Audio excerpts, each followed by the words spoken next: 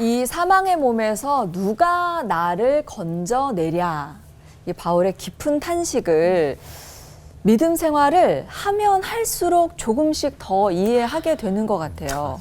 오늘 올포원에서는 믿음 생활을 하면서 겪게 되는 내적 싸움에 대해서 우리 살펴보려고 하는데요. 요즘 뭐랑 제일 많이 싸우세요? 저는 뭐 당연히 저희 아이들에 대한 저의 모습과 정말 많이 싸우는데요. 힘들죠. 내 안에 이런 모습이 있었나, 이런 마음이 있었나 싶으면서 난 정말 인내심이 부족하구나라는 걸 많이 깨닫고 있습니다. 네. 그런 어떤 발전적인 싸움이면 괜찮죠. 제가 보이십니까? 네. 제가 보이시나요? 네. 보이죠? 저는 이런 생각하거든요. 내가 살아있지만 어쩌면 죽은 걸지도 모르겠다. 네. 이 내 영이 살아있는가. 네, 이런 생각들. 우리 정우현 선생님 신학교로 초대합니다. 오세요. 네, 오세요. 그런 고민하시는 분들 저희 학교에 많이 있습니다. 네, 영적인 싸움을 치열하게 하고 계시는 분들이신데요. 저도 사실은 뭐 다른 부분에서는 뭐 좀 괜찮다라고 생각하는 부분이 있지만 특정한 부분에서는 늘 흔들리고 연약한 부분들이 참 생기는 것 같아요. 네. 이 모든 게 이기심의 발로 아닌가요? 이 나를 사랑해야지만 또 나만 사랑해서는 안 되는 이 어렵다. 아이러니 때문에 기도를 할 때 조금 힘들게 되는 것 같아요. 어떻게 하면 이 덕지덕지한 이 내적 싸움에서 벗어나서 단단해질 수 있을까요? 죽을 때까지는 아마 이 싸움을 계속 해야 될 건 아닌가 하는 생각이 들고요. 어떻게 하면 방법은 따로 없는 것 같고 무조건 많이 싸워야 되지 않을까. 왜냐하면 근육을 키워야 되는 거니까 많이 싸운 사람이 많이 이기지 않을까. 믿음의 근육. 네.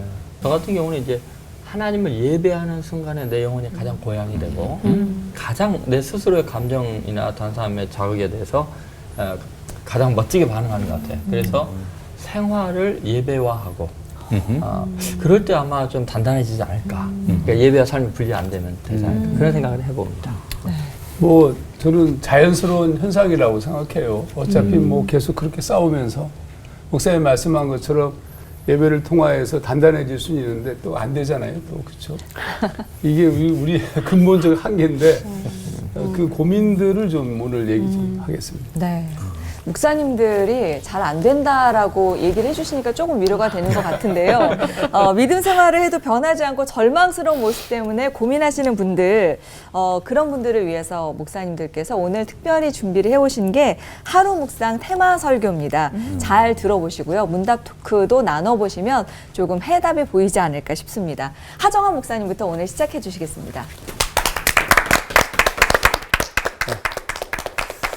마태복음 18장에 나오는 1만 달란트 빚진 자 얘기를 좀 언급하고 싶은데 1만 달란트는 엄청난 액수의 돈이에요. 짧게 얘기하면 한 달란트가 그 당시에 유대 화폐 단위로 6천 드라크마인데 한 드라크마가 하루 품삯입니다. 그러니까 한 달란트는 6천일 품삯이 되는 거고 이걸 연으로 환산하면 16년 4개월 정도 1만 달란트면은 약 16만 년 16만 년을 벌어야 엄청난 액수죠. 그러니까 예수님께서 이 말씀을 하신 이유는 우리의 죄와 우리가 죽음에 이르게 된 우리가 용서받은 사건은 어떤 방식으로도 갚을 수 없는 은혜의 사건이지 우리의 행위나 공로가 전혀 있지 않다 이런 뜻입니다. 그러면 이 얘기가 말하고 있는 매우 중요한 요점은 뭐냐면 죄는 문제가 아니다는 뜻이에요. 우리가 짓는 수없이 많은 죄 있죠. 주님에게서는 그 죄가 별로 큰 문제가 안 돼요. 주님께서 우리의 모든 죄를 대신 십자가에서 짊어지시고 죽으셨을 때 그 모든 우리의 죄를 대속하신 것이고 우리가 예수를 믿을 때 죄인이었어요? 의인이었어요? 죄인이었죠. 그리고 놀라운 사실은 지금도 죄인이잖아요. 믿을 때도 죄인이고 믿은 후에도 죄인이고 또 계속된 죄인이고 사실 우리가 아무리 다짐해도 다시 죄를 지어요. 그러면 주님께서 이 문제를 어떻게 보실까 조금 더 살펴보게 되면 겟세마네 동산으로 가실 때 베드로와 제자들 또 뭐 그중에 베드로가 절대로 주님을 부인하지 않겠다고 큰 소리 빵빵 치잖아요. 아니 진짜로 부인하지 않겠다고 한 게 사실일까요? 거짓일까요? 사실이죠, 사실. 그 누구 거짓이에요. 진짜죠. 우리도 그러잖아요. 절대로 안 할게요 한 다음에 또 하는 거니까. 근데 큰 소리 쳤는데 주님은 알고 계셨습니다. 얘가 부인할 거라는 거. 심지어 저주할 것조차도 다 알고 있었어요. 그러면 예수님께서 그 부인하고 도망칠 것을 다 알고 있는 제자 베드로에게 뭐라고 말씀하시냐면 누가복음 22장 32절에 내가 너를 위하여 내 믿음이 떨어지지 않기를 기도하였노니, 그러니까 베드로가 부인하고 도망칠 것을 알고 계심에도 불구하고 막지 않으시고 내가 오히려 너를 위해서 기도했다라고 얘기하는 이유는 무엇이냐면 우리의 약함과 죄가 문제가 안 된다는 것. 그래서 아무리 악인이라도 멸망하는 걸 그분이 안 기뻐하셔요. 에스겔서 18장 23절 내가 어찌 악인이 죽는 것을 조금인들 기뻐하랴. 그가 돌이켜 그 길에서 떠나 사는 것을 어찌 기뻐하지 아니하겠느냐. 그러니까 예수님께서 이렇게 말씀하셨어요. 나는 의인을 부르러 온 것이 아니요 죄인을 부르러 왔다. 주님께서 오신 이유는 죄로부터 우리를 구원하기 위함입니다. 그러니까 1만 달란트 빚진 자의 용서하신 사건을 통해서 알 수 있는 것처럼 우리의 죄는 문제가 안 돼요. 십자가의 죽음, 십자가의 대속적 죽음은 조건적 죽음이 아니라 일방적 죽음이에요. 우리의 모든 죄를 대속하셨습니다. 그러니까 우리가 1만 달란트를 안 갚아도 돼요. 너무 좋죠. 자, 그런데 문제가 발생해요. 1만 달란트 빚진 자가 다 탕감받았는데 다시 갚아야 되는 상황이 벌어진 거예요. 언제 그 일이 벌어졌냐면 자신에게 100데나리온 빚진 자, 1만 달란트와 비교하면 뭐 상상이 안 돼요. 이 100데나리온 빚진 자를 만났을 때 멱살을 잡고 갚으라고 한 거예요. 조금만 시간을 달라고 그러는데도 불구하고 멱살 잡고 갚으라고. 마태복음 18장 27절 보게 되면 그 빚을 탕감하여 주었더니 그 종이 나가서 자기에게 100데나리온 빚진 동료 한 사람을 만나 붙들어 목을 잡고 멱살 잡은 거예요. 이르되 빚을 갚으라. 조금 시간을 여유를 달라고 그랬더니 그냥 감옥에 쳐넣습니다. 여기서 굉장히 중요한 문장이 있어요. 그게 뭐냐면 탕감하여 주었더니예요. 그러니까 주님이 잘못하신 거예요. 왜 1만 달란트를 탕감해 줘가지고 만약에 탕감 안 받았다. 그러면 100데나리온 빚진 자한테 멱살 잡겠어요? 안 잡죠. 지금 자기가 진 빚이 얼만데 그거에 비하면 이건 껌값도 안 돼요. 근데 지금 문제는 뭐냐면 성경 말씀을 보자면 그 탕감하여 주었더니 그 종이 나가서 멱살을 잡아댄 겁니다. 은혜로 탕감받은 자의 첫 행동이었습니다. 놀랍게도 주인의 무조건적인 탕감이 오히려 그를 완악하게 만든 것처럼 보인다는 점이에요. 탕감받은 관대해진 것이 아니라 더 악랄해졌어요. 더 잔인해지고 결국 1만 달란트 탕감받은 것이 그에게는 도구로 작용한 것이다. 이렇게 말해도 뭐 틀리지 않습니다. 무조건적인 은혜가 값싼 은혜가 되는 순간이었습니다. 그러면 이건 뭘 의미해요? 주인을 능욕한 것을 의미해요. 사실 오늘 우리가 주의해야 될 것은 왜 죄를 묵상해야 되냐 하면 우리의 죄에 대해서 함부로 대하는 것이 하나님을 능욕하는 행위가 되기 때문입니다. 그러면 이 사람의 잘못이 뭘까요? 도대체 이 1만 달란트 탕감받은 자의 잘못은 뭘까요? 놀랍게도 그의 문제는 죄의 문제가 아니에요. 1만 달란트 빚진 게의 문제가 아니라 그 1만 달란트를 탕감받은 것을 잊은 것이 문제예요. 그 은혜를 값싸게 만들어버렸어요. 언제? 잊었을 때부터. 잊는 순간부터 문제가 발생해요. 하나님의 용서에 대해 함부로 쓰는 거예요. 용서하셨다고 얘기한다고 해서 용서받은 것처럼 행동해서는 안 되는 거예요. 우리가 지은 1만 달란트 빚진 그 죄로 죄를 기억해야 된다. 어떤 사람들은 아니 용서받았는데 왜 기억해요? 아니 그러니까 기억한다고 해서 죄가 살아나는 거 아니라니까요. 1만 달란트 빚진 것을 생각한다고 해서 1만 달란트를 갚아야 되는 거 아니잖아요. 생각하면 무슨 일이 벌어지겠습니까? 겸손해지죠. 겸비해질 것이고 그 은혜가 너무 깊어가지고 100데나리온 빚진 자를 만나면 아마 100데나리온을 줄지도 몰라. 더 힘들지 않냐? 한국의 크리스찬들의 문제는 어디 있느냐? 함부로 하나님의 은혜를 막 남용하는 겁니다. 괜찮다는 거 이제는. 우리가 하나님의 은혜를 구원받았대. 구원받았으면 죄를 기억해야죠. 그래야 겸손해질 수 있는데 오늘 우리의 문제점이 거기 있다고 생각합니다. 오늘 그래서 여러분과 나누고 싶은 하루 묵상, 죄를 기억하라. 같이 기도하겠습니다. 주님 용서해 주시옵고 늘 기억하며 사는 우리 모두가 되게 인도하시옵소서. 아멘. 예수님 이름으로 기도합니다. 아멘. 아멘. 우리가 한번 생각해 볼 것은 이런 거죠. 나의 빈약한 현실과 주님의 위대하심에 대한 비교예요. 주님은 나타나셔서 뭐라고 하시냐면 내가 하늘과 땅의 모든 권세를 가졌으니 이렇게 이야기해요. 너희들이 훌륭하게 이제 성장했고 3년 동안 훈련 받으니까 대단해졌으니까 모든 민족을 제자 삼으라는 게 아니고 너희들은 여전히 실패할 수밖에 연약한 존재이지만 너희들의 주인 내가 하늘과 땅의 모든 권세를 지녔다는 거죠. 우리가 착각해서는 안 되는 게 뭐냐면 우리가 주님을 믿는다는 거 그것은 그분의 능력, 그분의 위상, 그분과 나의 관계가 내 삶을 바꿀 수 있고 위대하게 바꾼다는 거예요. 그분의 주권 안에 내 인생이 있다는 거예요. 하늘과 땅의 모든 권세 안에는 내 삶도 있는 거예요. 주님이 그렇게 하신다고 하면 할 수 있는 거예요. 주님과 상관없이 내 노력과 내 실력으로 만약에 한다 그러면 정말 두려워요. 왜냐하면요. 우리 중에 누구도 내가 계획하고 의도한 바대로 추진할 수 있는 사람이 없어요. 근데 더 심각한 건 내가 계획하고 의도한 바로 되면은 더 심각해요. 왜냐하면 전혀 예기치 못한 재앙이 닥쳐요. 내가 원하는 것 때문에.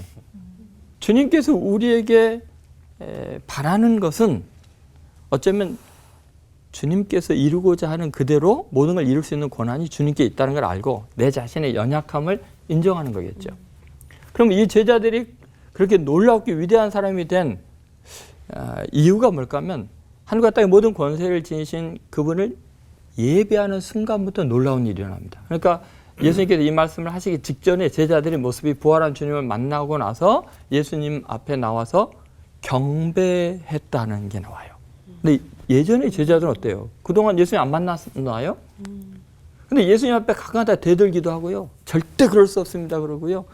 예수님의 말씀에 대해서 토달고 그랬잖아요. 근데 부활의 주님을 만나고 나서는 그들이 경배했다고 그랬어요. 와, 이분이 내 스승 정도가 아니구나. 내 삶의 모델 정도가 아니구나. 겨우 병이나 고치고 내가 원하는 거 이루어주는 정도로 그분을 만난 게 아니에요. 이분은 하늘과 땅의 모든 권세를 지닌 분이에요. 사망의 권세를 깨뜨린 분이에요. 그분은 예배의 대상인 거예요. 여러분, 우리 인생이 왜 변하지 않는가? 주님을 너무 가볍게 여기는 거예요. 하나님의 말씀을 읽으면서 좋은 교훈 정도로 생각하는 거예요. 세상 사람들의 말과 별 차이를 느끼지 않는 거죠. 언제 인생이 이렇게 위대해지고 바뀌느냐? 그것은 참된 예배자가 될 때예요. 내 주님이 어떤 분인지를 참으로 알게 된다면 하늘과 땅의 모든 권세를 지닌 분 앞에서 모든 민족은 아무것도 아니죠. 그분의 주신 명령을 따라서 얼마든지 할 수 있는 거죠. 그래서 정말 참된 예배자가 되면 위대한 삶을 살 수 있고 죄를 이겨나갈 수 있는 거죠. 이 예배가 그래서 그렇게 중요한 것 같아요. 예배가 얼마나 실효적인 능력이 있는가를 제가 한번 성경 전체를 통해서 설명할 수 있지만 몇 사람만 이야기해 볼게요. 이스라엘의 철천지 원수는 블레셋이었어요. 그런데 다윗 소년이 목동이 블레셋 장수인 골리앗을 한순간 쓰러뜨리고 나라를 구하잖아요. 그런데 동일한 블레셋 사람 중에 드릴라가 있죠. 이스라엘의 가장 위대한 영웅 중에 한 명이잖아요. 삼손은 어떻게 됐어요? 그 블레셋 여인에게 결국은 완전히 농락당하고 눈 뽑히고 비참해져요. 자, 똑같은 이스라엘 사람이에요. 소년 다윗, 장수인 삼손. 그런데 적장을 쓰러뜨린 소년이 있는가 하면 장수이면서도 여인 앞에서 쓰러진 삼손이 있어요. 차이가 뭘까요? 여러분, 다윗은 내내 어린 소년이었지만 사자와 곰을 상대할 때나 들에 있을 때나 늘 찬양하고 하나님을 예배하는 사람이었어요. 그러니까 골리앗을 대면할 때도 너는 칼과 단창으로 내게 나오지만 나는 만군의 여호와의 이름으로, 전쟁도 예배로 하잖아요. 삼손은요, 그의 생에 한 번도 하나님을 경배하지 않아요. 자신의 욕망을 위해서 자신이 원하는 걸 누리면서 사는데 인생을 다 허비해요. 아무리 큰 능력을 가져도 예배하지 않는 인간처럼 나약하고 비참한 인생이 없다는 거예요. 아무리 약해도 하나님을 예배한다면 그 예배 대상과 닮아가게 돼 있고 예배 대상의 능력이 임하게 돼 있는 거예요. 그렇게 예배했던 다윗이 모든 건 이루고 나서 사명을 잃어버리고 하나님을 예배하지 않고 자기 욕망에 사로잡혀서 왕궁 어때요? 뜰에서 보다가 한 여인의 아름다움 앞에서 무너지잖아요. 간음하고 살인하고, 그리고 그 자식들이 똑같이 간음하고 살인하고 왕궁이 분열되고 비참해지잖아요. 예배할 때 다윗은 아무리 약한 소년이어도 위대했지만 예배를 잃어버린 순간 아무리 위대한 고대 근동의 가장 강력한 왕이라도 한순간에 무너지는 거예요. 정말 우리가 오늘 깊이 묵상해야 될 것. 예배는 정말 나를 위한 거예요. 하나님을 위한 것이지만 하나님이 나에게 모든 민족을 제자 삼을 수 있는 능력과 권한을 주시는 놀라운 이야기죠. 다시 한번 예배를 회복하심으로 약함을 이겨나가고 죄와 싸워 이기면서 승리하는 성도들 되시기를 주의 이름으로 소망합니다. 기도하겠습니다. 하나님 아버지, 내가 예배하는 하나님 때문에 내 삶이 의미 있음을 알게 해주셔서 감사합니다. 참된 예배자로 승리하는 삶 되게 하여 주옵소서. 예수님의 이름으로 기도드립니다. 아멘. 우리가 오늘 이 순간을 충만하게 산다는 게 굉장히 어렵습니다. 이유는 간단해요. 우리는 과거에 매이거나 아니면 미래를 걱정하고 염려하면서 오늘 이 순간을 충실하게 살지 못하는 아예 습관적으로 우리 몸에 배에 있어요. 뭐 쉽게 말하면 바로 이런 거죠. 과거에 내가 어떤 성공, 찬란한 성공을 했다면 자꾸 그 추억만 생각하지 오늘 내가 최선을 다하려고 노력하지 않고 거꾸로 과거에 내가 실수했다, 잘못했다 하는 죄책감이 내 속에 있으면 자꾸 과거의 그 죄책감, 죄의식을 가지고 오늘 또 두려움으로 살아요. 그 쉽게 말하면 이렇게 표현하는 거죠. 아, 그때가 좋았었는데 근데 오늘은 참 살기 너무 힘들다는 거죠. 그러면서 살아요. 추억 속에서 사는 거. 또는 아, 그때 내가 그렇게 하지 말았었어야 하는데 그러면서 과거의 죄책감, 죄의식으로 오늘을 충만하게 살지 못하게 된다는 거죠. 뭐 거꾸로 말해도 마찬가지입니다. 미래는 오늘 내게 다가오지도 않았어요. 그리고 내가 걱정하고 염려하는 일이 반드시 그렇게 되리라는 보장도 거의 없어요. 그럼에도 불구하고 그렇게 되면 어떻게 할까? 만일 백두산이 터지면 어떻게 할까? 만일 내가 암에 걸리면 어떻게 되나? 우리 집안이 망하면 어떻게 하나? 이런 염려와 근심으로 오늘 이 시간을 충만하게 살지 못한다는 거죠. 바로 이런 점에서 하나님께서는 성경 곳곳에서 이렇게 말씀하세요. 지난 일 잊어버려. 내가 새 일을 행할 거야. 예수님께서도 이렇게 말씀하시죠. 내일 일을 염려하지 마라. 한날의 괴로움은 그날의 족하다. 심지어는 예수님께서는 이렇게 말씀하시기도 해요. 하나님은 죽은 자의 하나님이라 살아있는 자의 하나님이시다. 지금 이 순간에 참된 영성적 삶이라고 하는 것은 과거의 메인 삶이 아니에요. 우리는 종말론적 삶을 살아가는 게 기독교 신앙인 건 맞지만 그러나 미래의 약속을 믿고 오늘을 담보로 해서 살아가는 게 영성적 삶은 아니에요. 이 순간 여기에 나와 함께 계시는 하나님과의 깊은 교제 가운데서 살아가는 삶이 바로 진정한 영성적 삶이라는 거죠. 그러니까 오늘 내가 하나님, 예수님 못 만나면 미래에 천국 못 가요.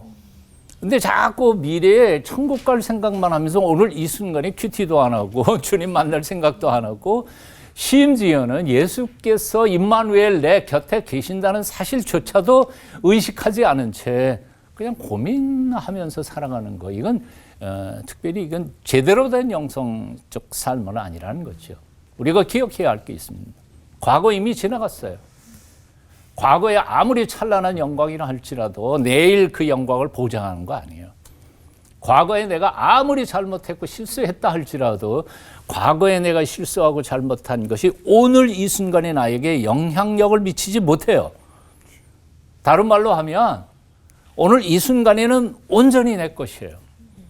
그러니까 두 가지 선택할 수 있어요. 과거의 실수와 잘못을 죄책감에 사로잡혀가지고 이거 안 될 것 같다. 그러고 절망하면서 살든지 아니면 과거는 과거 거예요. 그러니까 과거에 잘못했으니까 그거 털어버리고 오늘 이 순간부터 내가 새롭게 살겠다 하고 결심하고 새로운 삶을 살아가는 거 오늘 내가 할 수 있는 결단이에요. 오늘. 과거는 나를 움직이지 못해. 나를 변화시킬 힘이 없어. 똑같은 논리예요. 사실은 과정 속에서 생각해 보면 오늘이 모여서 내일이 되는 것이니까 오늘 나의 삶의 결단으로 미래가 열려가는 것이죠. 그러므로 이 순간을 소중히 여겨야 돼요. 오늘 기뻐해야 돼요. 오늘 용서하고 오늘 사랑해야 돼요. 내일 아니고 오늘이 하나님이 되게 주신 가장 아름다운 선물이라는 것. The present is a present. 현재가 선물이에요. 이렇게 물어봤으면 좋겠어요. 요즘 이 오늘이라고 하는 시간을 여러분들은 어떻게 보내고 계시는가 하는 거예요. 혹시 과거의 실수와 잘못 후회하면서 오늘을 어둡게 보내고 있는 건 아닌가? 아니면 미래에 대한 두려움과 염려로 오늘을 또 충만하게 살지 못하고 있는 것은 아닐까? 사도 바울이 빌립보서 3장에서 얘기했던 것처럼 나는 쥐엣것은 잊어버리고 표대를 향하여 앞으로 달려간다고 했어요. 쥐엣것 잊어버려요. 찬란한 성공도 잊어버리고 옛날에 실수했던 것도 다 잊어버리고 새롭게 살아가고자 하는 결단으로 오늘을 한 발짝 한 발짝 나아가는 저와 여러분이 됐으면 좋겠습니다. 아멘. 다시 말합니다. 오늘 할 수 있는 걸 오늘 하세요. 내일로 미루지 마세요. 진정한 영성적 삶은 바로 내일 걱정까지 끌어들여서 오늘 고민하거나 또는 과거의 죄책감을 오늘 끌어들여서 제대로 살지 못하는 것이 아니라 오늘 내 곁에 영으로 임마누엘 하시는 주님과 함께 새로운 세상을 향하여 나아가는 액티브한 축복된 삶인 것을 우리는 기억했으면 좋겠습니다. 그렇게 사시기를 축원합니다. 기도하겠습니다. 오직 오늘 바로 이 순간 이 자리에서 주님과 함께 걸어가는 영적 충만한 삶만 살도록 도와주시옵소서. 아멘. 예수님의 이름으로 기도합니다. 아멘. 아멘.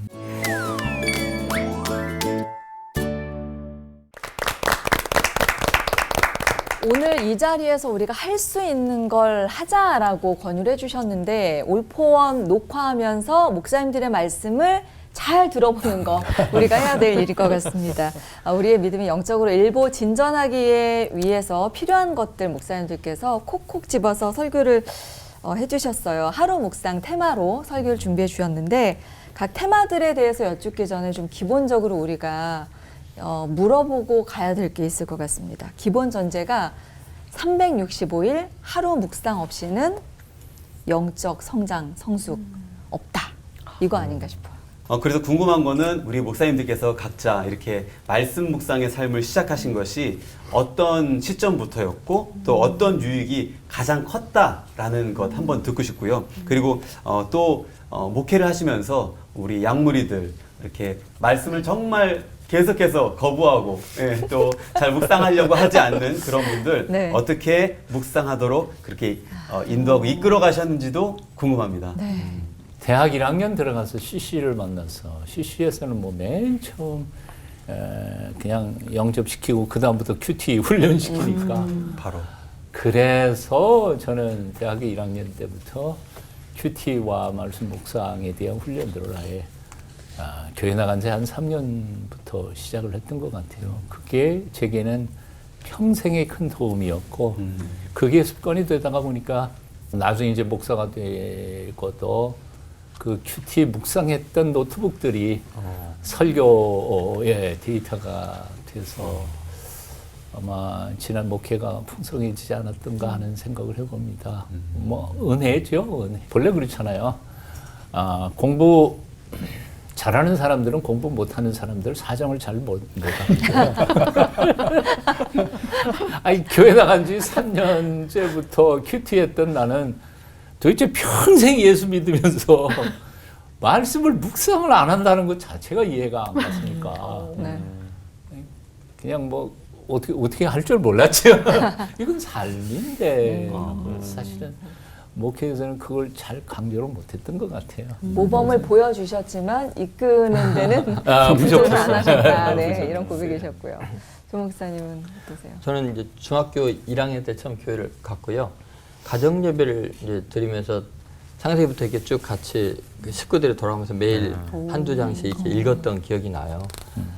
그리고 이제 대학교를 가면서는 예수님을 만난 기쁨이 너무 좋아가지고 성인층이 너무 좋아서 수업 한 시간 훨씬 전에 이제 그 도서관에 가서 지금도 4층인 그 자리가 기억이 나는데 거기서 늘 영어성의 재편을 한 시간을 묵상을 하고 그리고 수업을 들어갔어요. 그러니까 세상 지식을 배우기 전에 하나님의 말씀을 먼저 영적으로 채워야겠다 이런 생각을 제가 했던 것 같아요. 그 유익이라는 게 정말 상상을 초월할 정도로 유익한 건데요. 하나님의 말씀을 묵상하면서 물론 중학교 때 매일 읽을 때 저는 감탄했던 게 뭐냐면 시편, 잠언, 이 대구법이라는 시적인 표현들 이런 게 세상 어떤 문학보다도 더 저에게 그 언어 표현과 영감과 생각을 깊이 있게 했고요. 대학원 또 대학교 때 그 매일 그 말씀 묵상했던 게 저게 분석력, 종합력, 판단력 뭐 여러 가지를 저에게 굉장한 능력을 키웠던 것 같아요. 그다음부터 뭐 영화를 보거나 뮤지컬을 보거나 또 자연 만물을 보면은 하나님의 말씀이 떠올라요. 구도가 떠오르고 분석의 도구들이 튀어나오고 그래서 실제로 그 여러 가지 삶에 있어서 정말 하나님의 말씀 자체가 저에게는 굉장한 능력이 되었다는 걸 깨달았고요. 저는 이제 성도들에게 권면하고 싶은 것은 삶의 전반적이죠. 자연에 대한 것, 인간에 대한 것, 사건에 대한 이 모든 분석력과 판단력, 이 모든 지혜가 하나님의 말씀을 묵상한 하루 승리할 수 있다. 그런 것들을 가르치면서 해나가고 있습니다. 2008년부터 제가 큐티를 쓰기 시작했습니다. 저희 교회가 만드는 큐티 책이 밥이라는 제목 너무 좋죠. 밥 먹고 삽시다. 이 밥도 안 먹고 사냐 뭐 이런. 그래서 이제 그때부터 제가 묵상 나눔을 2008년도 11월로부터 쓰기 시작했습니다. 지금까지 뭐 엄청 오랜 시간 동안 성경 66권을 전부 다 묵상하게 되고 그런데 어떤 놀라운 일들이 벌어졌냐 하면 어느 날부터인가 말씀이 나에게 말을 걸어오는 거예요. 그러니까 설교를 준비할 때도 저는 굉장히 쉬운 게 성경 본문을 읽고 제가 하나님 저에게 말씀하시죠 라고 얘기하면 본문이 나에게 말을 걸어와요. 좀 말이 좀 너무 신비적으로 보일지 몰라도 여하튼 간에 그래서 저는 개인적으로 말씀 묵상은 우리를 살게 만드는 굉장히 놀라운 힘이다. 근데 우리의 한국교회의 문제점은 지나치게 내가 좋아하는 말씀만 듣는 거예요. 그러니까 누구 말씀이 은혜롭다. 그럼 쫓아가는 겁니다. 그게 아니라 말씀을 제대로 보기 시작하면 그 말씀이 말씀으로 우리에게 다가오기 시작하면 거기서부터 놀라운 역사가 일어나죠. 그래서 말씀의 묵상은 기독교인들이 놓치지 말아야 될 중요한 핵심이다. 이렇게. 아멘. 그럼 또 교인들이 다 그 묵상집으로 같이 큐티를 그럼 하고요. 저희 교회는 이제 주일 예배가 끝나면 한 주간 동안 큐티를 하고 새벽마다 그 본문으로 설교하고 그 다음에 주일날은 제가 그 한 주간 동안 했던 본문 중에 하나를 선택해서 다시 설교를 하고 그래서 위클리 묵상이라고 해서 3개의 질문을 던져주고 예배가 끝나면 저희는 뭐 속회나 구역이나 셀이라는 이름 대신에 밥집이라고 부릅니다. 전 교인이 다 흩어져서 한 70개 정도 밥집이 있는데 흩어져서 이제 그 말씀을 같이 한 주간 동안 말씀을 나누고 그렇게 배불리 먹고. 예, 네. 밥 먹고 그다음 말씀도 나누고. 네. 목사님들께서 오늘 한 가지씩 설교 주제로 이야기를 해주셨잖아요. 죄의 문제, 예배, 그리고 Here and Now를 살아라라는 주제로 얘기하셨는데 이번에 좀 거기에 대한 질문을 나눠보면 좋을 것 같아요. 사실 현대인들은 지금 이 순간, 지금 여기 죄송합니다. 집중하기보다는 아무래도 미래를 더 생각하는 것 같아요. 아무래도 걱정이 많아서인 것 같은데 서정우 목사님이 말씀하신 여기 이 순간을 묵상하면은 좀 해답이 보일까요? 솔직히 혹시 그 미래에 받을 구원을 위해 오늘을 희생하는 종말론적 희망은 아닐는지 이런 생각도 사실 굉장히 신학적으로 어려운 용어들을 많이 썼어요. 종말론적인 희망 여기 써 있어요. 죄송해요. 아까도 설교 시간에 얘기했지만 오늘 살아계셔서 오늘 내 곁에 계신 임마누엘 하나님과의 깊은 교제와 그 속에서 성숙되어 가지 못하는 사람이 과연 내일이 있겠느냐 하는 거죠. 그러니까 너무 성급하게 뭐 이렇게 일반적으로는 생각하는 것 같아요. 죽여주시옵소서. 이 힘들고 고통스러운 세상에서 빨리 나를 데려가시오. 이거는 기독교 신앙의 자세는 아니에요. 그건 도피지. 오늘 이 순간에 하나님이 허락하신 나의 생명 가지고 최선을 다하여 살아갈 때 하나님의 때에 하나님의 방법으로 나를 그 나라에 들이시고 그 과정 속에서 내가 거룩한 하나님의 백성으로서 성숙해 가는 과정이 있어야 되는 건데 그걸 다 생략해버리고 미래에 받을 약속을 근거리해서 오늘을 담보 삼아서 억지로 참고 뭐 이거는 진정한 기독교 신앙은 아닐 거라고 생각합니다. 오늘 기뻐하고 오늘 행복해야죠. 오늘 행복하지 않은데 내일 행복할 수 있겠느냐 그런 거예요. 그게 이제 현재를 충만히 살아가는 거예요. 거룩하게 즐기는 게 최고네요. 오케이. 그 예배 능력이 얼마나 대단한지는 저희가 뭐 성경을 봐도 너무나 많고 그리고 지금 말씀해 주셨던 것처럼 다윗이나 삼손을 보면은 저희가 쉽게 알 수 있잖아요. 근데 그거는 그냥 성경 속에 있는 거지. 정작 내 삶에서는 그런 어떤 능력들이 나타나지 않으니까 이 괴리감이 되게 크거든요. 저한테는 적어도. 왜냐하면 저희는 또 일도 해야 되고 뭐 나가서 살림도 하셔야 되고 애기도 봐야 되고 뭐 먹고 살기도 해야 되는데 항상 우리가 말씀 보고 찬양하고 기도하고 예배하고 막 그렇게 할 수 있는 어떤 물리적인 것들이 제한돼 있다고 저희는 생각을 하거든요. 그러면 이 예배의 능력이 생활이 돼야 된다는 건데 그렇게 되는 길이 있는지 방법이 있는지 조동천 목사님이 좀 설명해 주시면. 그 어떻게 하면 기독교적인 신앙생활, 그 히어앤 나올 말씀하시는데 그것이 현실화 될까를 실천한 방법이 뭘까를 고민해봤어요. 그래서 제가 이제 저희 교회 5가지의 그 표가 있는데 생각을 기도처럼, 언행을 말씀처럼, 또 생활을 예배처럼, 이웃을 주님처럼, 사건을 섭리처럼. 그래서 일단 삶 자체가 예배와 생활이 분리가 안 되는 거죠. 이게 예수님께서 늘 하신 거거든요. 예수님이 하시는 방법이 예를 들어서 뭐 천국을 이야기할 때 천국을 우리는 굉장히 그 우리 현실과 다른 것으로 이야기하지만 예수님 뭐라 그래요? 천국은 마치 가루 서말 속에다 갖다 놓은 누룩과 같다. 그럼 누룩을 놓으시면서 예배하고 있는 거예요. 천국을 맛보고 계시는 거잖아요. 그죠? 겨자씨 하나를 갖다. 겨자씨 하나를 심으면서 천국을 심고 있는 거예요. 천국과 겨자씨가 분리가 안 되는 거죠. 예를 들면 저희가 이제 구체적으로 그럼 어떻게 실현할 수 있는가. 저희 어머님이 제가 대학교 2학년 때 암으로 돌아가셨지만 그 어머님이 그 아주 그 신앙이 깊은 경지 속에 아픈 가운데 들어가시면서 그분의 삶의 모습 속에서 생활 예배가 뭔가를 제가 굉장히 충격적으로 받아들였어요. 그게 뭐냐면은 예를 들어서 어머님이 빨래를 하실 때 예전에는 지금같이 세탁기가 없었거든요. 그 겨울에도 찬 물 이렇게 퍼가지고 이제 빨래를 하시는데 얼마나 손시러우시고 그러시겠어요. 근데 빨래할 때 이렇게 하다. 나의 죄를 씻기는 착착 예수의 피가 그렇게 하시고 또 제 옷을 빨거나 아버님 옷을 빨거나 뭐 동생 옷을 빨 때 내 남편의 죄를 씻기는 그런 거예요.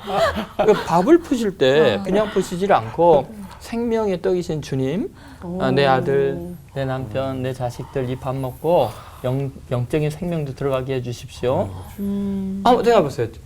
항암 치료받고 수술하고 힘들게 언덕길을 올라서 이제 달동네를 가는데 기운이 없잖아요, 다리가. 그러니까 제가 뒤에서 이제 밀고 갔어요. 한 발 한 발 딛는데 힘들잖아요. 어머님 어떻게 가신지 아세요? 지금도 그 모습이 잊혀지지 않는데 엉덩이를 등실등실 하시면서 저와 같이 한 걸음 한 걸음 주 예수와 함께. 그러니까 그냥 발걸음 하나하나가 예배가 되는 거예요. 찬양이 되는 거예요. 생활이 예배가 될 수 있죠. 얼마든지. 그 다음부터는 뭐 교우를 만나든 또는 지나가는 사람 만나든 주님처럼 또 내가 생각하는 거 말하는 것을 하나님의 말씀처럼 기도처럼 그러면 생활과 예배가 분리가 안 되면 순간순간이 위대해지는 것 같아요. 거룩해지는 것 같아요. 그렇게 설명할 수 있을 것 같습니다. 제가 한마디 할까요? 사실 우리가 예배하고 삶을 별개의 것으로 또는 똑같은 짐으로 생각할 때에는 그냥 힘들어요. 근데 금방 말씀하셨던 것처럼 예배는 짐이 아니에요. 거긴 힘이지. 아멘. 그 힘으로 우리가 이 어렵고 힘든 세상을 살아가는 거라고 생각이 들어요.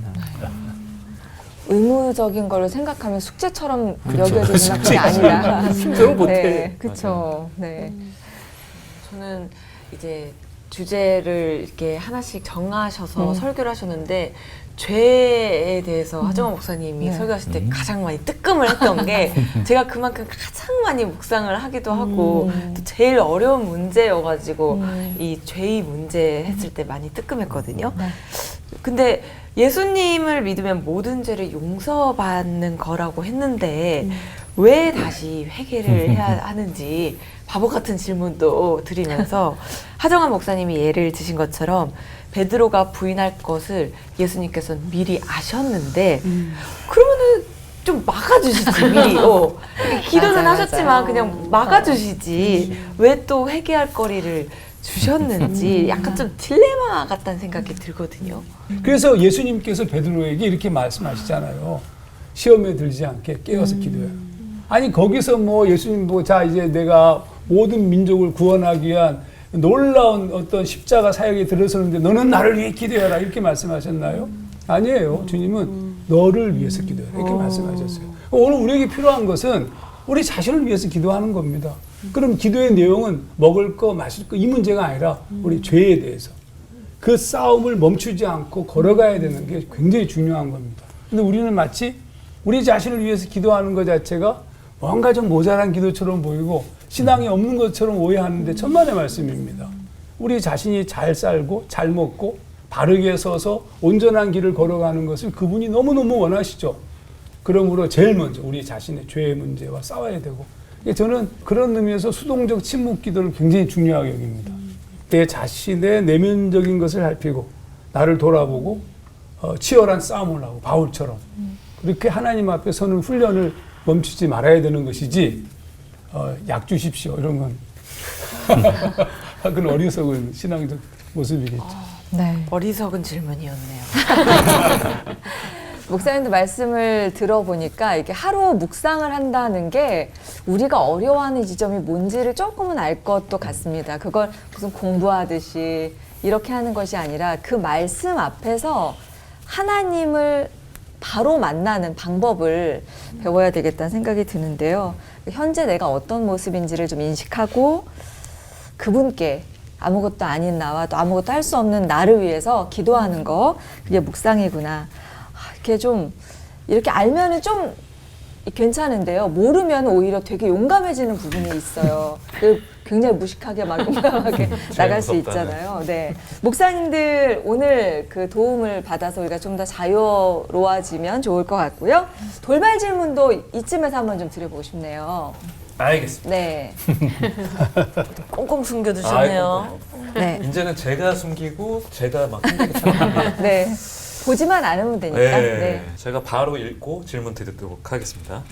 자, 말씀 묵상하는 생활을 오래 지속했더니 어느 날 생각지도 않았던 뭔가가 생겨나는 놀라운 경험을 한 적이 있다, 없다. 하나, 둘, 둘, 셋. 있다.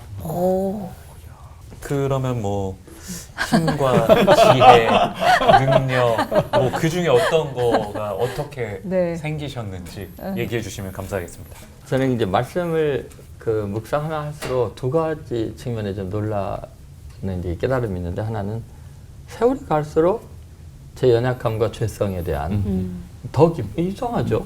신앙생활 더 열심히 하고 더 목회 열심히 하고 더 했다고 생각하는데 말씀을 묵상할수록 더 깊이 제가 예전에 죄라고 생각하지 않은 면까지 더 깊은 그래서 이제 아까 목사님께서 죄인됨을 기억하라고 하는데 말씀 묵상할수록 이제 제 자신에 대한 새로운 발견에 놀라고 또 제가 신뢰했던 사람들 뭐 가족들 심지어 부모님이나 형제 자매들의 모습에서도 아 내가 생각할 때 내 가족이니까 참 훌륭하다고만 생각했던 것들이 하나님 말씀 묵상하면서 더 깊은 인간의 죄성에 대한 자각들 이런 것들이 세월이 갈수록 그 말씀을 묵상해서 이제 깨달아지는 거 한 가지.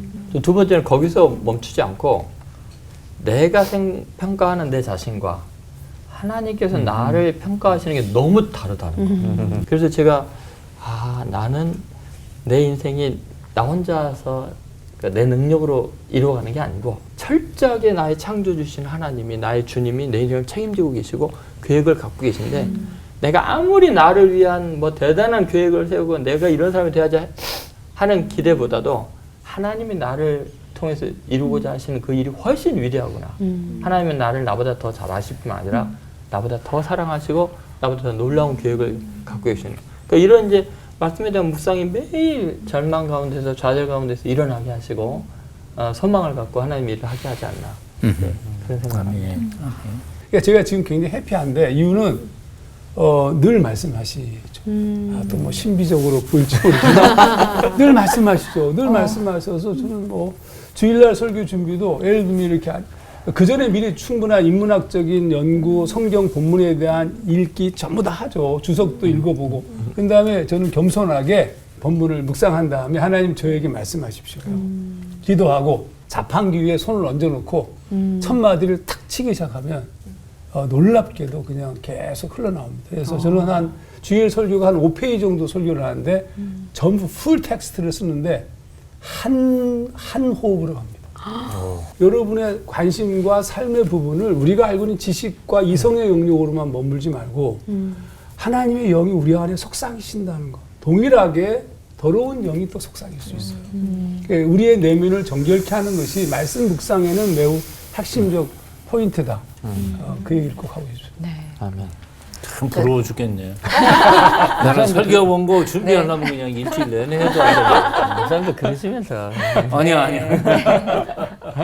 내 안에 그릇을 비우고 나의 힘을 뺄 때 하나님께서 일하실 수 있는 영역이 커진다. 이런 이야기를 해주신 것 같은데요. 그렇게 주님이 내 안에 들어오시면 나의 수용성이 높아진다. 그 생각으로 정리할 수도 있을 것 같습니다. 근데 은혜도 분명히 있기는 있지만 우리의 의지나 노력도 그래도 필요한 거 아닌가 하는 생각도 좀 들거든요. 맞아요. 네. 그래서 듣고 싶은데요.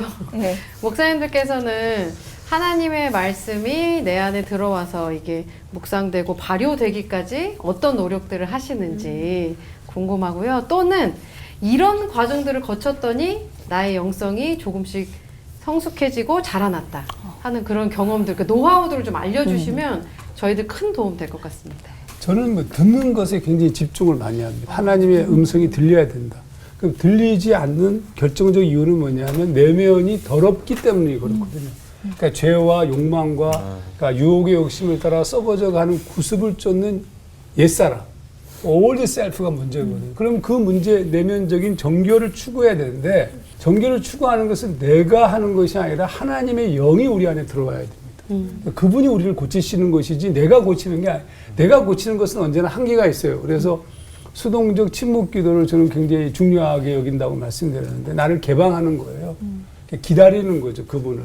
그분께서 내 안에 들어오셔서 나를 하나씩 하나씩 에스겔서의 말씀처럼 새 마음을 주고 굳은 마음을 제거하고 새 마음을 주고 새로운 영을 부어주시는 그런 기대감이 매우 중요하다. 그러면 그 말씀이 내게 들어오고 그 말씀이 선명해지기 시작해요.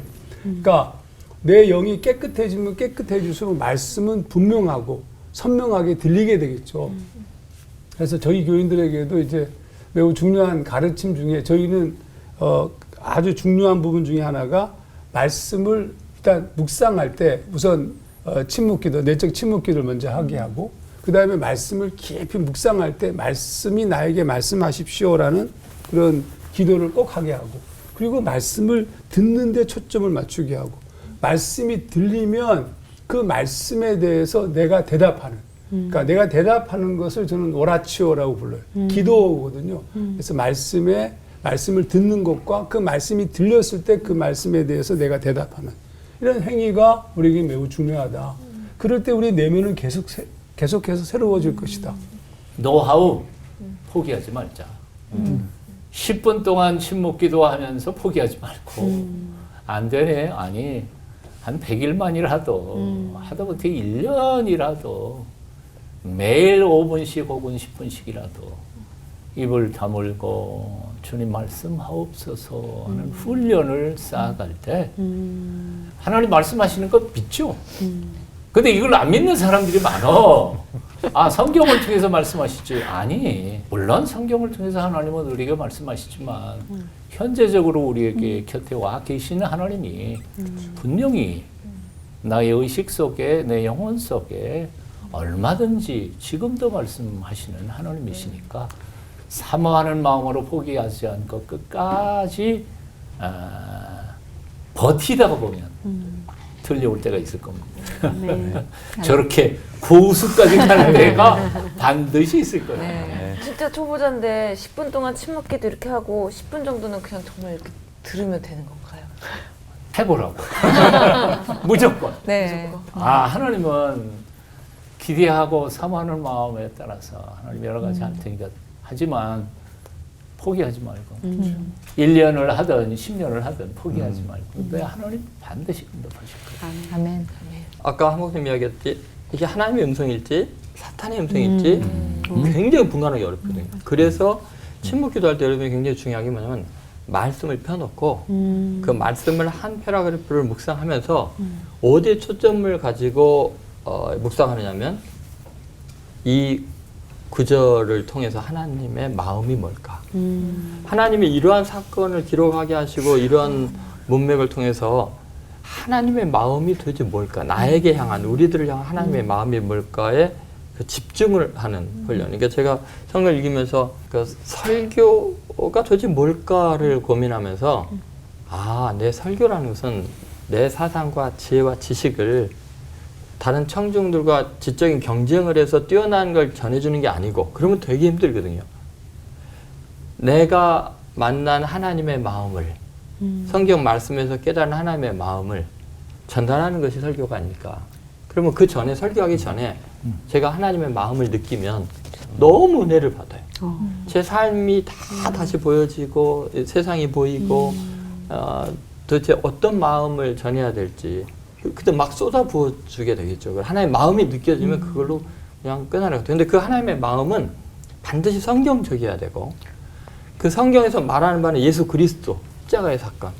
그래서 늘 묵상할 때 그 아들 독생자를 보내셔서 십자가에 죽게 하신 그 하나님의 마음이 뭘까? 이런 초점을 가지고 묵상을 하면은 굉장히 제 그 삶에 엄청난 하나님의 은혜가 임하고 또 이게 제가 이렇게 조금씩 변해가는 그런 것들을 경험하게 됩니다.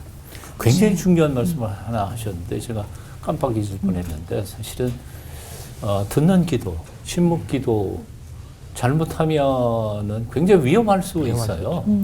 그래서 소위 말하는 이제 컨템플라티온인데 이 기도를 함에 있어서 가장 중요한 것은 일반적인 용어로 말하면 멘토가 반드시 옆에 있어야 하고 영적 지도자가 반드시 분별해 줘야 합니다. 영적 분별을. 그래서 자기가 듣는 게 다 하나님의 음성이라고 착각해서는 안 되고 반드시 자기보다 신앙이 성숙한 목사님을 찾거나 아니면 신학적으로 건강하다고 믿는 분들을 곁에 반드시 영적 지도자나 멘토로 두시는 게 굉장히 필요합니다. 자기 혼자 있으면 안 돼요. 지금 어려워지는 지점에 들어왔어요. 그래서 이제 사실은 제가 추구하는 침묵 기도는 그런 개념이라기보다도 그러니까 내면 속에서 이제 두 가지 소리가 들릴 수 있어요. 근데 두 가지 소리가 다 하나님의 소리로 위장되어서 들릴 수 있어요. 그럼 이걸 어떻게 해야 되냐 하면 선한 생각이든 나쁜 생각이든 악이든 선이든 모든 생각을 다 흘려보내야 돼요. 그러니까 모든 생각을 다 흘려보내는 것은 아무런 문제가 없어요. 왜냐하면 그 중에 어떤 것은 진짜 하나님으로부터 온 생각이 있을 수 있어도 지금은 훈련 단계에서는 다 흘려보내는 겁니다. 그리고 흘려보낸 그 내 내면에 말씀을 채우는 거예요. 항상 침묵 기도는 말씀과 함께 가야 됩니다. 그러니까 말씀을 보면서 계속 묵상하는 것은 다음 단계예요. 두 가지 생각이 같이 들어오기 때문에 침묵은 흘려보내는 데 초점이 맞춰져야 되고 묵상은 그 이후에 말씀을 집어넣는 것으로 묵상해야 된다는 거. 요것만 기억하시면 조금 쉬울 겁니다. 네. 오늘 당신에게 권하는 하루 묵상, 목사님들이 여러 가지 방법을 또 오늘 이야기해 주셨는데 어떤 방법이 와닿으셨는지 모르겠습니다. 저는 그 말씀을 좀 더 주변에서 자주 접할 수 있는 장치들 한번 해볼까라는 생각도 좀 들었고요. 조동천 목사님 그 어머님처럼 무얼 하든지 한번 일상에서 짬짬이 시간을 좀 내보자라는 생각도 좀 해보게 됐습니다. 여러분들도 말씀 묵상에 더 그 은혜로 능력 있고 새로워지는 날들 경험하셨으면 좋겠습니다. 자, 오늘 끝인사 365일 하루 묵상의 눈 뜬 사람들답게 좀 외치면서 맞춰볼까요? 네. 보이는 사람은 아는 말씀 묵상의 은혜로 하나 되는 시간 올보 원.